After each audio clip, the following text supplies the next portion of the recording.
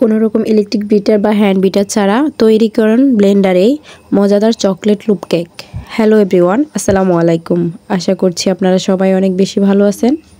তো আমি আপনাদের সাথে আজকে শেয়ার করতে যাচ্ছি খুবই সহজে ব্লেন্ডারে ব্লেন্ড করে হ্যান্ড বিটার বা ইলেকট্রিক বিটার ছাড়া কিভাবে সহজে জাম্বো সাইজ লোপ কেক বানাবেন সেই রেসিপিটা আজকে শেয়ার করব।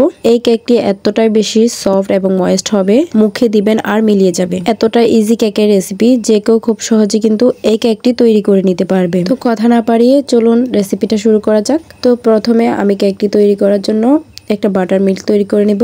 আর এই জন্য আমি এখানে নিয়ে নিচ্ছি 3/4 কাপ বা 4 ভাগের 3 কাপ রুম টেম্পারেচারে থাকা দুধ। এতে দিয়ে দিচ্ছি আমি 1 টেবিল চামচ পরিমাণ ভিনেগার। এরপরে একটা চামচের সাহায্যে আলতোভাবে নেড়ে এটাকে এভাবে রেখে দিতে হবে। তো তৈরি হয়ে গেল আমাদের বাটার মিল্ক। এটা এক সাইডে রেখে আমি চলে যাচ্ছি কেকের ব্যাটারটা তৈরিতে।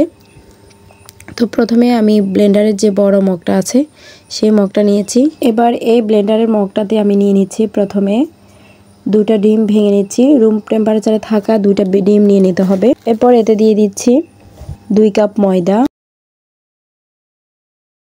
Half cup cocoa powder, 1 cup চিনি, 2 চা চামচ বেকিং পাউডার, 1 চা চামচ বেকিং সোডা, 1 চা চামচ কফি পাউডার, 1/3 কাপ রান্নার তেল। এরপরে দিয়ে দিচ্ছি আগে থেকে তৈরি করে রাখা বাটার মিল্ক। এরপর দিয়ে দিচ্ছি এখানে হাফ কাপ ফুটন্ত গরম পানি। এখানে অবশ্যই ফুটন্ত গরম পানিটা দিতে হবে যাতে করে কফি পাউডারটা ব্লুম হতে সাহায্য করে, তাই এখানে অবশ্যই ফুটন্ত গরম পানিটা দিতে হবে। এবার সবগুলো একসাথে ব্লেন্ড করে নিলে তৈরি হয়ে যাবে আমার চকলেট লোপ কেকের ব্যাটার। খুবই ইজিভাবে মাত্র 5 মিনিটে কিন্তু ব্যাটারটা তৈরি করে নেওয়া যাবে। তো আমি এখানে সবগুলো উপকরণ একসাথে ব্লেন্ড করে নিয়েছি। ব্লেন্ড করে নেওয়া হয়ে গেলে কেকের ব্যাটারটা কিন্তু রেডি। দেখলেন তো, খুব সহজে মাত্র 5 মিনিটে কোনো রকম ইলেকট্রিক বিটার বা হ্যান্ড বিটার ছাড়া মাত্র 2টি ডিম দিয়ে কেকের ব্যাটার তৈরি করে নিলাম। এবার একটা 10 ইঞ্চি সাইজের পাউন্ড কেকের মোল্ডে তলায় তেল ব্রাশ করে তাতে একটা কাগজ বিছিয়ে নিয়েছি। আমি কিন্তু সাইডে কোনো তেল ব্রাশ করিনি। সাইডে তেল ব্রাশ করলে কেকটা কিন্তু সাইড থেকে খুলে উপচে যাওয়ার সম্ভাবনা থাকে, তাই আমি সাইডে কোনো তেল ব্রাশ করিনি। এবার ব্যাটারগুলো ঢেলে নেওয়া হয়ে গেলে কেকের মোল্ডটাকে একটু কিছুক্ষণ টেপ করে নিয়ে চলে যাচ্ছি চুলায়।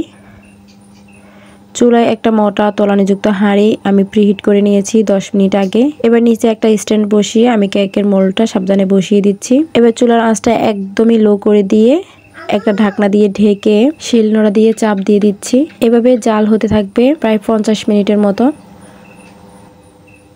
50 মিনিট পর দেখুন আমার কেকটা কিন্তু ফুলে ডবল হয়ে গিয়েছে এবং পারফেক্টলি কুকড হয়ে গিয়েছে। আমি কিন্তু একটা শলার সাহায্যে চেক করে নিয়েছি, শলাটা কিন্তু ক্লিন এসেছে, তার মানে কেকটা হয়ে গিয়েছে। এবার কেকটা নামিয়ে নিয়েছি। ঠান্ডা করে এটাকে ডিমোল্ড করার পালা। কেকটা আমি ডিমোল্ড করে নিচ্ছি। দেখুন কেকটা এতটা বেশি সফট অ্যান্ড ফ্লাফি হয়েছে যেটা মুখে বলে বোঝানো সম্ভব না। আপনারা কিন্তু দেখেই বুঝে গেছেন নিশ্চয় যে কেকটা কতটা বেশি সুপার ময়েস্ট হয়েছে। কোনো রকম হ্যান্ড বিটার বা ইলেকট্রিক বিটার ছাড়া এরকম সফট এবং ফ্লাফি একটা কেক তৈরি করে যায় যেটা আপনি নিজে না তৈরি করলে বিশ্বাস করবেন না। ঘরে থাকা সাধারণ কিছু উপকরণ দিয়ে আপনি চাইলে খুব সহজে এই কেকটা তৈরি করে নিতে পারেন। আপনারা নিশ্চয়ই খেয়াল করেছেন আমি ছুরিটা অত বেশি প্রেসার দিয়ে প্রেস করা লাগতেছে না, তার আগেই কিন্তু কেকটা কেটে যাচ্ছে। এতটা বেশি ময়েস্ট এবং সফট। আমার কিন্তু হাতই থামছে না, ইচ্ছে করছে খেতেই থাকি। এবার আপনাদেরকে আমি একটু কেক ছিঁড়ে দেখাচ্ছি কতটা বেশি সফট। হাত দিয়ে কোনোভাবে প্রেস করা লাগতেছে না। তো দেখলেন তো খুব সহজে কিন্তু ব্লেন্ডারে কত ইজি ভাবে কেক তৈরি করে নেওয়া হয়ে গেল। আপনারা ইচ্ছে করলে কিন্তু এই রেসিপিটা ফলো করে খুব সহজেই কেক তৈরি করে নিতে পারবেন। তো আশা করছি আমার রেসিপিটা আপনাদের ভালো লেগেছে এবং সহজও লেগেছে। ভালো লাগলে আমার চ্যানেলটি সাবস্ক্রাইব করে আমার চ্যানেলের পাশে থাকবেন এবং সবাই অনেক বেশি ভালো থাকবেন। আল্লাহ হাফেজ।